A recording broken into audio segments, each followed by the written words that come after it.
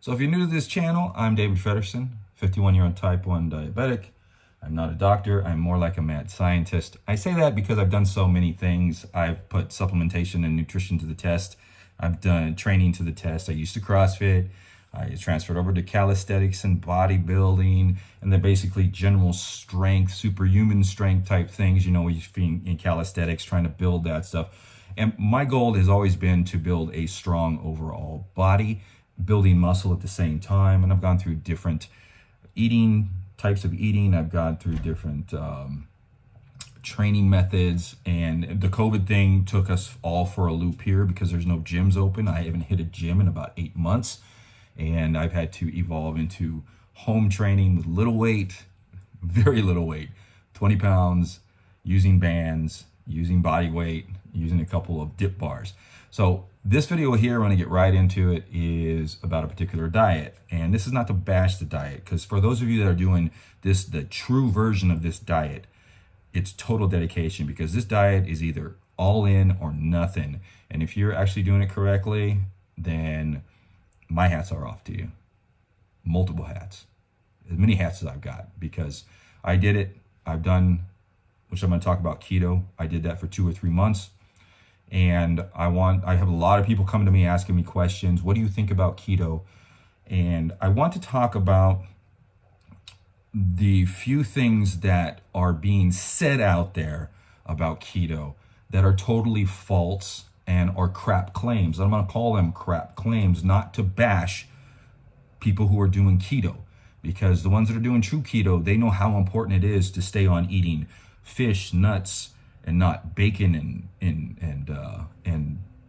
tons of red meat and stuff like that. They know how to do the diet correctly to get all the minerals and electrolytes and everything you might be lacking in a diet. And there's a lot of channels out there that are spouting a lot of crap claims, drawing people in. And I know keto has become big in the supplement industry as well. So I see the drive. There was the crazy bulletproof guy who, if you know him, he's crazy. And then there's channels that are actually jumping on the bandwagon just to grow their channel, just to bend over backwards to you. So before you leave a comment in there and talk any kind of trash about this video, I've done it. I've researched it. So I've experienced it. And at the end of the video, I'll tell you my experiences on keto with the standpoint of someone who was trying to build muscle and strength, also being a type 1 diabetic with the insulin factors and all that stuff. And I'm going to go over everything down. You maybe see me looking at the screen here. I got my computer up because I wrote a lot of stuff down, even though it's in my head, but sometimes I don't deliver it as well as I want to, just kind of freely. So I like to be a little scripted. So if I'm glancing over and I'm looking at and looking back at you, then it's because I'm reading basically what I wrote down. Okay, so let's get into this. So first we're going to get this out of the way. Doesn't matter what diet you're doing. I'm telling you, doesn't matter. You can be eating Twinkies all day. You can eat cookies all day. As long as you're in a caloric deficit, as far as for weight loss, you will lose weight. Now, Twinkies aren't healthy to eat all day and cookies aren't healthy to eat all day. But as long as, if you get the point, as long as you're in a caloric deficit, you're gonna lose weight, okay? So I just wanted to get that straight out of the way right there. So there is no benefits to weight loss on a keto, intermittent fasting, low carb, high carb, whatever, when it comes to controlling your calorie intake, okay? But we're gonna dive right into keto itself. And what is keto? So keto is a metabolic adaptation to the body to survive in periods of famine. So what happens is, you know, when we're going through starvation modes, our bodies aren't getting carbs, so the liver will break down fatty acids or fats and put ketones in your body, and your body uses ketones as energy. Okay, to drop into ketosis, basically, the typical keto diet is 75% fat. I think it's 75% fat. It's 5% carbohydrates, which is usually about 20 to 50 grams of carbs. Although I've seen people drop into ketosis with 90 carbs. It all depends on the individual. and 15% calories from protein, which could equate to, if you're 200 pounds like me, could be 113 grams of protein. So the first thing, if you're following a keto diet and you're deciding to do it, it can be kind of expensive, because basically what you're going to be relying on is fatty fish. That's what you want your main source to come from. Meats, not lean meats, not super fatty meats, just right in the between, basically, maybe 80%. You want butter, of course, oils, nuts, and the butter you do want it to go grass-fed because you have more nutrients in it. It has nothing to do with the CLA in it. And seeds, low-carb vegetables. Okay, so the diet can be kind of expensive, depending on how many calories you're consuming. We already talked about most individuals do what is referred to as a dirty keto. Okay, which, if you are gonna do keto, you don't want to do a dirty keto, because when it comes to fats, no matter what anybody tells you, you want to focus more on omega-6s and omega-3s. So you want a high amount of omega-6s and 3s, preferably omega-3s, but when you're dealing with the polyunsaturated and monounsaturated fats, a balance is good. That's what in the Mediterranean diet, that's what that is, and they usually have really good numbers as far as less heart disease, coronary disease. So that brings us to the point, or me to the point, as far as if you're doing dirty keto, where you're eating bacon, and you're eating regular butter and margarine and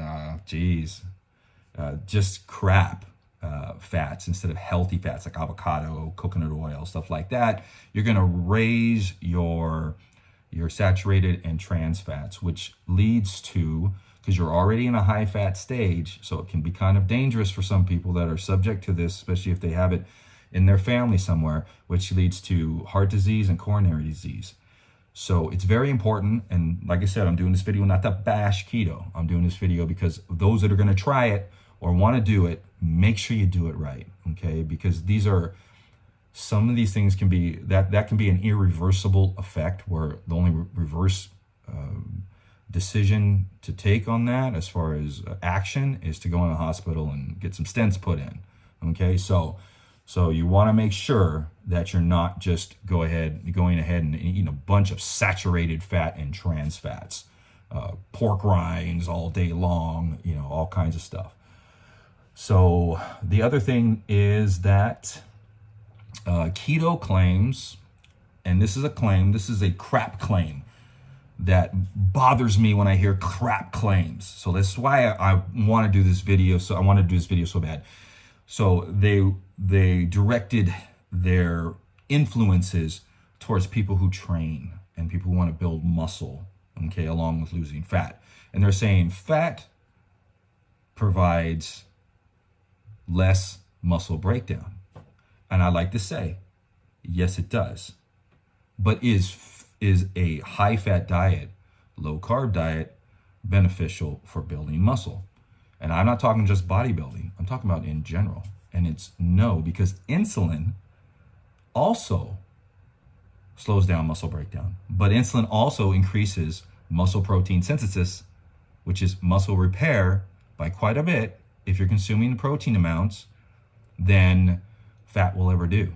And actually, there's no studies that it does increase muscle repair.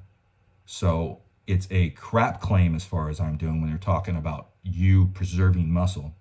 And I'll put a study down below, because there was one study that was done where they took some CrossFit people, let's call them CrossFit people, with a keto and a placebo group, and they ran them for 3 months. And at the end of the trial, they wanted to see how much muscle mass was either gained or lost. And there was a big percentage of the keto group in the CrossFit, in this trial, that lost a substantial amount of muscle mass, especially in their legs. Now, this could equate to the intensity of the training that CrossFit does, because like I said, I did it for 3 or 4 years, and it's pretty intense. Now, a keto diet is great for people who do triathlons, long running, and I'm talking not just your daily runner. So if you're somebody who goes out for a run, a 3-mile run 3 days a week, this is not going to benefit you, okay? But somebody who is actually a long distance runner that trains, it's an athlete or does triathlons or something like that, they can get by on a keto diet.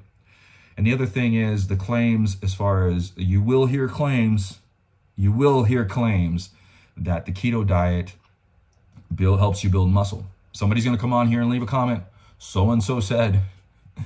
Well, if you read those studies and you're an individual who's open-minded and will actually not follow the herd and follow the studies, all the studies done on muscle gain from a keto diet have been done on a modified, high-protein keto diet.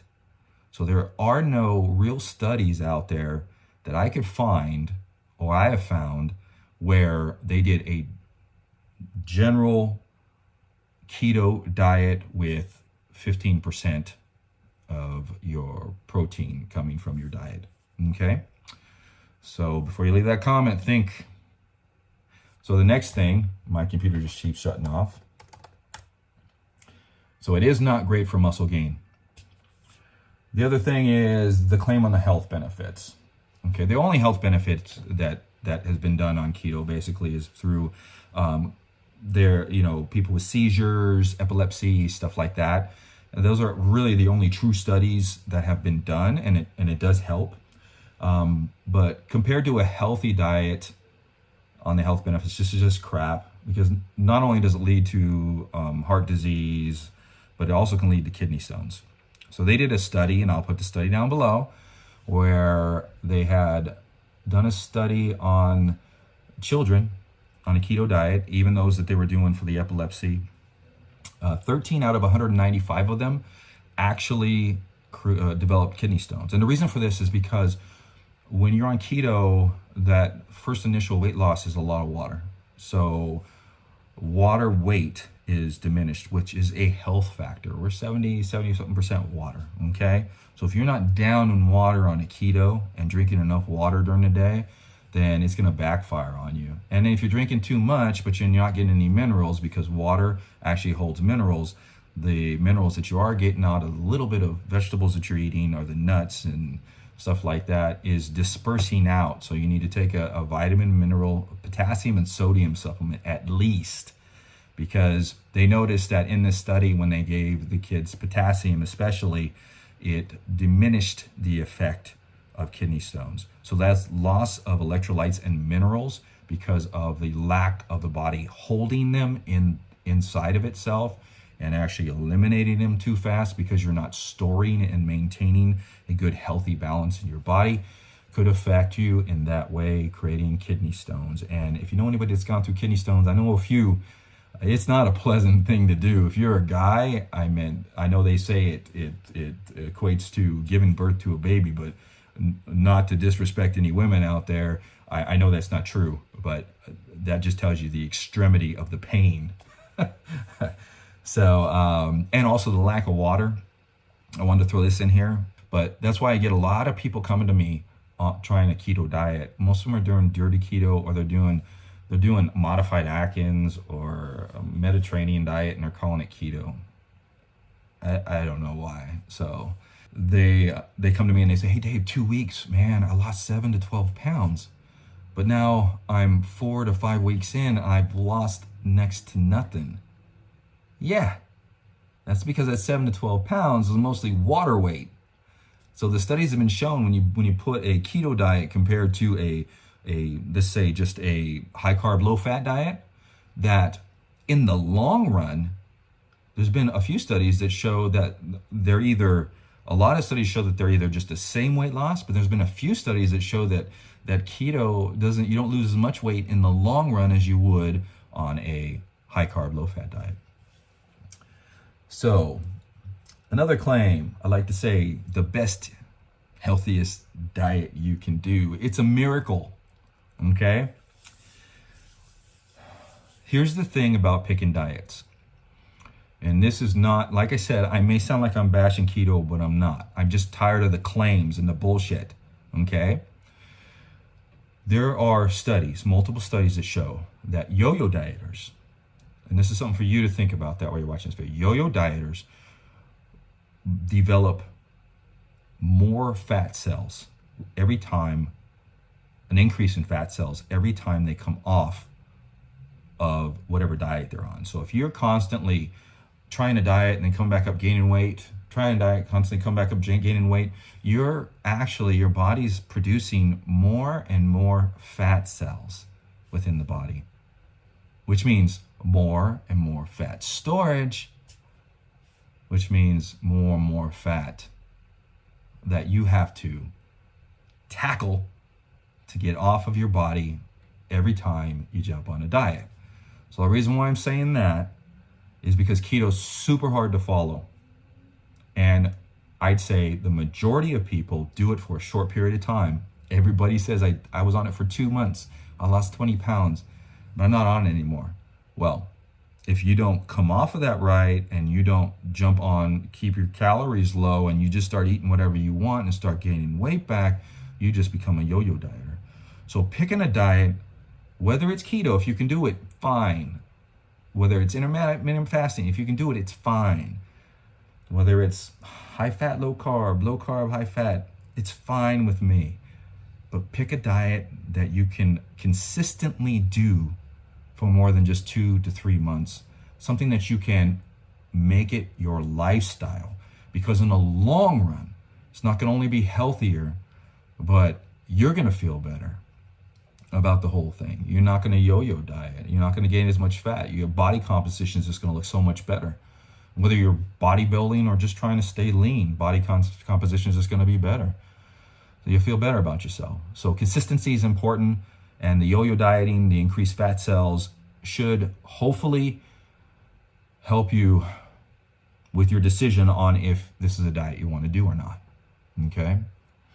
Next thing I want to do is crap claims. Another one.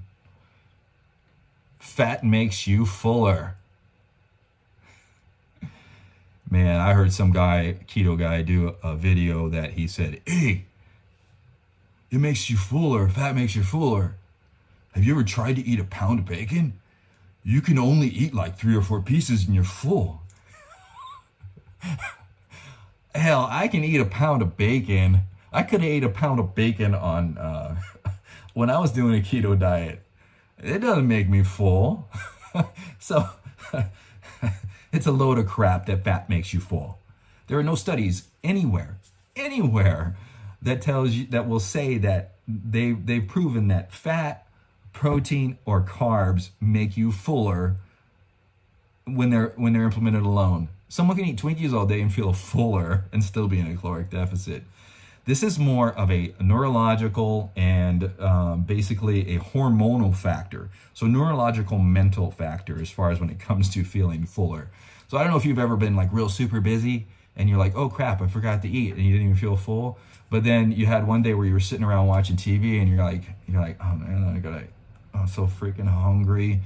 I gotta eat something, you know? Or you had one day where you were just talking away with someone and you were just happy and you didn't feel full. It has nothing to do what's in your belly or how full your belly is.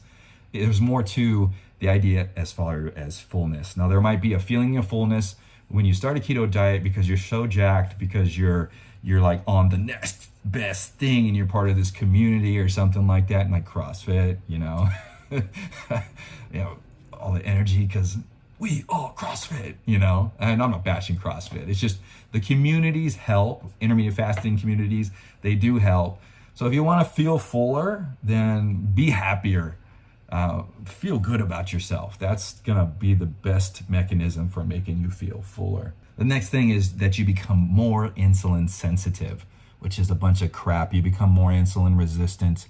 Keto does not allow you to use insulin properly, which in the long run turns you insulin resistant. The next one, your brain operates better off of ketones. Bullshit. Can I cuss on these videos on YouTube? This is crap. So the brain relies on glucose. Okay, I'll put a study down below. So fatty acids can't be used as fuel in your body because fatty acids combine with a protein that doesn't allow them to cross the blood-brain barrier. And when your body does become, like in a famine type state, your liver will produce fats and ketones, which those ketones can be used as energy for the brain, but the brain prefers glucose. And you can't stop your freaking body from the way it's designed. Your body's designed that way. It's, you can't change that. It's not just because you grew up eating carbs or anything like that. Your body relies on glucose. So it reduces inflammation. Now, this is not crap, okay?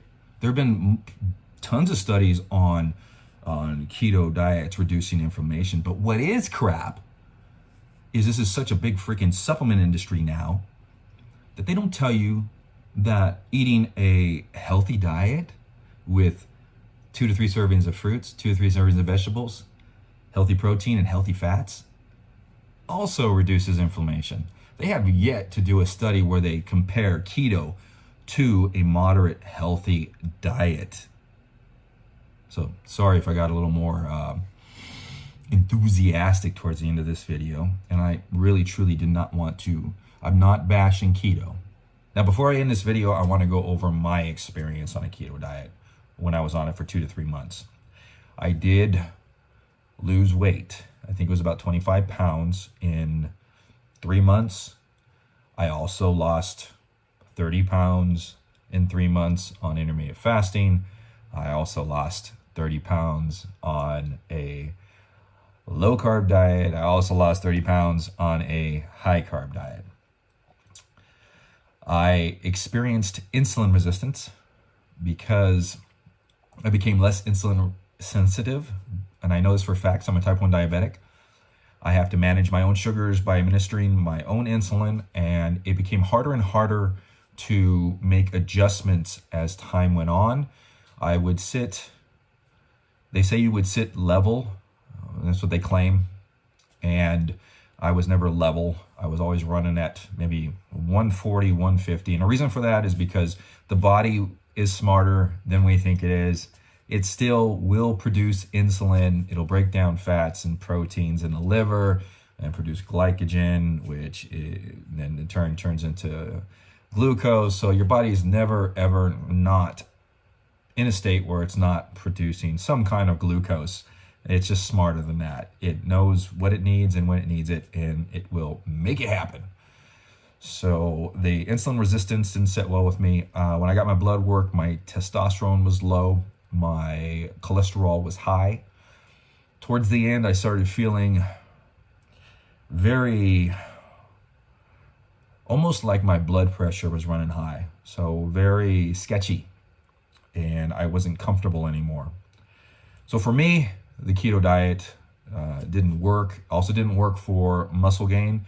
When I was on it, I didn't experience like that study where I experienced severe muscle loss. I feel the muscle loss, to be honest with you, was just like I would be in any other caloric deficit, rapidly losing weight, which isn't good for a diet. Like, you shouldn't be losing more than 1 pound, 2 pounds at the most per week if you're trying to spare muscle. And I'm pushing it with the 2 pounds, so don't leave a comment on there. What are you talking about? Okay, so 1 pound a week is good. I know there is some kind of a percentage, but 1 pound a week, that way you spare muscle, so it shouldn't be something you're do fast. But I was testing these diets. I wanted to see how I can get through them as quick as possible to find out the effects. So muscle loss for me, I didn't experience dramatic muscle loss, but I did not experience any muscle gain on this, which I would experience muscle fullness and muscle gain maybe from, and the reason for that is because of the carbohydrate and the insulin spikes to create more muscle protein synthesis. So I did feel stronger on other diets than I did on this one.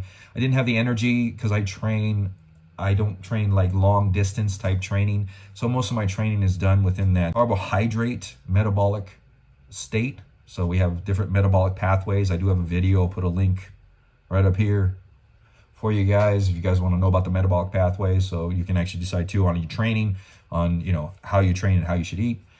And that's pretty much about it. So I'm going to end this video on this note. I am not bashing keto, like I said. My hat off to those that are doing true keto. Make the right decision for your health in the long run, because you can lose weight on any diet. If you prefer eating less carbs and you can consistently sustain for a long period of time eating more meats, nuts, and vegetables, and you feel fuller that way, then by all means do it. In the long run, in the end, fat loss is all the same as long as you're in a caloric deficit. So this is Dave. I'm signing off. We'll see you guys next time.